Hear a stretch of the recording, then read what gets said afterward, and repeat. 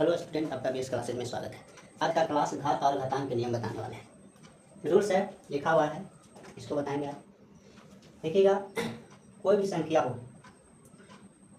इसे जितनी बार लिखा जाता है, किसी संख्या को जितनी बार गुना किया जाता है और गुना करके पावर में लिखा जाता है, उसी को घात या घातांक कहते हैं। जैसे 2 गुने 2, 2 की कितनी बार लिखा हुआ है? 1 2 3, तो 2 को हम 3 बार ऐसे घात दे दिया। इसको पावर जी, इसको बोलते हैं क्या?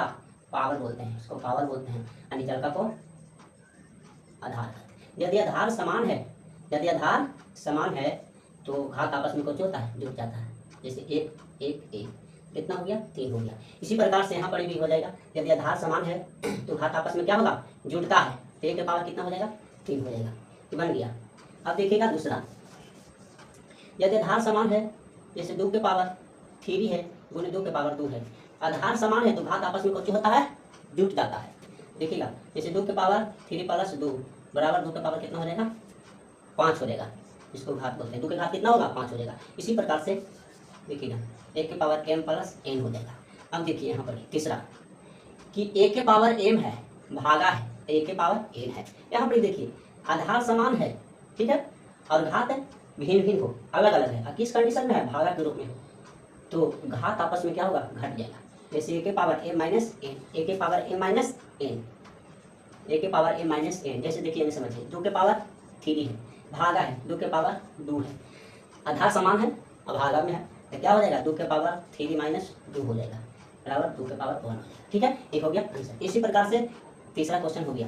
अब देखिएगा चौथा, जैसे 1 के पावर m है, ब्रैकेट n है। 1 के पावर m ब्रैकेट n, मानो कि घाते पर घात है, तो क्या होगा? घाते पर घात रहेगा तो 1 के पावर m गुने n हो जाता है। जैसे n समझिए, जैसे 2 के पावर 2 है और पावरों पर पावर है 2, तो क्या हो जाएगा? 2 के पावर 2 गुने 2 बराबर 2 के घात कितना हो जाएगा? 2 गुने 4 हो जाएगा।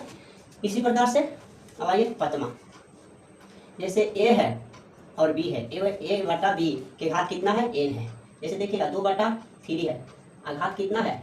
2 है। ठीक है, इसका कहने का मतलब है कि 2 पर भी वर्ग है और 3 पर भी वर्ग है। ठीक है, 2 पर भी घात है और 3 पर भी घात है, तो यहाँ पर भी हो जाएगा a पर भी घात हो जाएगा और b पर भी घात हो जाएगा। a पर भी n है और b पर भी n है। अब छठा देखिए, a है, a गुने b बराबर n है। कहने का मतलब है कि 2 है और 3 है, इसके पर घात कितना है? 2 है। इसका जो घर पर है घेरा हुआ, ये दोनों पर अधिकार है। ठीक है, दोनों अंक पर अधिकार है, तो लिख सकते हैं इसको 2 के पावर 2 गुने 3 के पावर 2, इस तरह से लिख सकते हैं इसको। इसी प्रकार से यहाँ भी हो जाएगा 1 के पावर n गुने b के पावर n हो जाएगा। इसी प्रकार से सातवां क्वेश्चन देखिए, x है, x जैसे x है, y है और z है।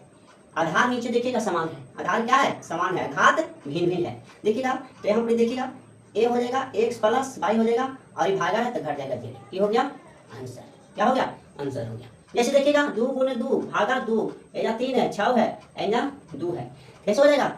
2 3 प्लस 6 एन माइनस 2 हो जाएगा। ये हो जाएगा आंसर। इतने करके बराबर हो जाएगा 2 के पावर 6 3 और 9 में से 2 गया 7, 2 के पावर 7 हो जाएगा आंसर।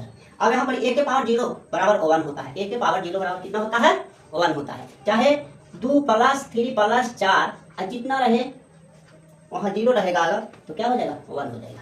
इसी प्रकार से जिसके माथा पर 0 उसका मान कितना हो गया? 1 हो गया। अब आइए 9वां क्वेश्चन, 1 के घात n है, इसका क्या हो जाएगा? जैसे 1 के घात n बराबर हो जाएगा 1y माइनस n, a बटा 1y माइनस n हो जाएगा। अब देखिएगा इसका क्या है? माइनस है, इसका हो जाएगा a बटा 1y n हो जाएगा। ठीक है, n हो जाएगा। ये क्या है? ये सूत्र है, ये सब क्या है? सूत्र है। इसी सूत्र के सहारे क्वेश्चन बनता है। आशा करता हूँ कि आपको समझ में आ गया होगा। बाकी अगला क्लास मैथ के साथ आएंगे, बाकी समझ गए होंगे, सब इसी क्लास है। बाकी ऑल द बेस्ट।